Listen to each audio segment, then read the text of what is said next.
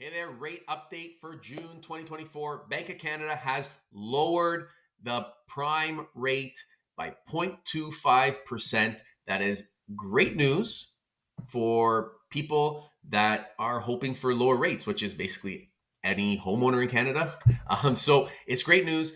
I want to talk to you about how it's going to affect people today, but also want to talk about what I anticipate is going to happen moving forward. So if you currently have a variable rate mortgage, you will see a reduction of $15 for every $100,000 you owe on your mortgage payment. So if you owe $400,000, that is going to be a reduction of about $60 per month. So great news. Perfect. If you have a fixed rate mortgage, you're not going to see any change. Okay. Now, is 0.25% like amazing? No, it's a start. What I want you to take from this is that this is a signal that the Bank of Canada is basically telling us interest rates are not going up anymore. Okay. Once they start reducing, they're not switching back to increasing. Okay. So they're signaling that they're starting the rate reduction cycle. Okay. And historically, this should, most experts think that it's going to come down about 2 to 2.5% over a period of time. We don't know how long. It could be 3 years. Okay. But this cycle should take us down about 2.5% until they reach their minimum or their lowest rate. Okay. So that'll take us to pre-pandemic rates, which were people were getting mortgage rates in the high threes, sometimes even low fours. So that's where it'll take us. Okay. Significantly lower than today. Also, fixed rates. So you might say, hey, I have a fixed rate, doesn't really make a difference. Well, it does make a difference slightly because so the Bank of Canada decision does not exactly affect fixed rates, but it does have an effect on them. So what we should start seeing as variable rates start coming down, as Bank of Canada makes interest rate reductions, we should start seeing fixed rates coming down as well. Okay. So keep an eye out for that as well. So although Bank of Canada announcements do not directly affect fixed rates, they do have some influence, and we should see fixed rates come down as well. So another good news story to keep an eye on.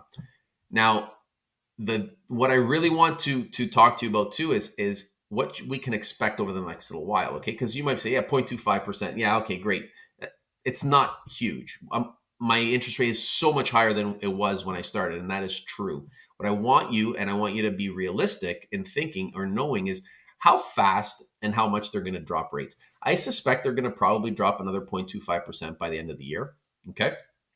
And then after that, it's kind of in the unknown. There are a lot of factors that are playing in this. There's still inflation concerns. Okay. There's monetary policy, Canadian dollar concerns. There's also geopolitical concerns. There's war in other parts of the world. That always causes concerns and could cause problems in terms of interest rates. And then there's the US.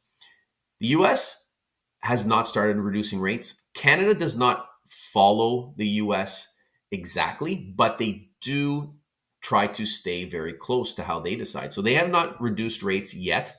And they're also moving into a presidential election year.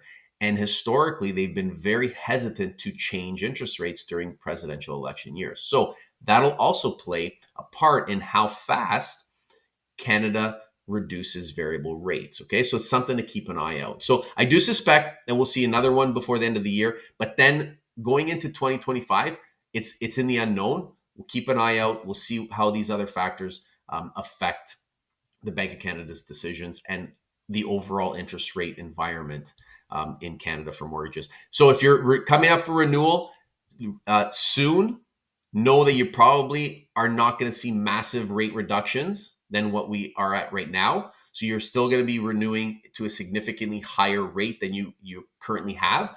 But keep all of this information in mind when making that product decision. Maybe you don't want to go long term. Maybe you want to go shorter term because you anticipate lower rates. Maybe you're considering a variable rate versus a fixed. All these things are going to play a key factor in you deciding on how to proceed with your renewal in the next year to 2 years. Okay. So keep all that in mind. It is a great start.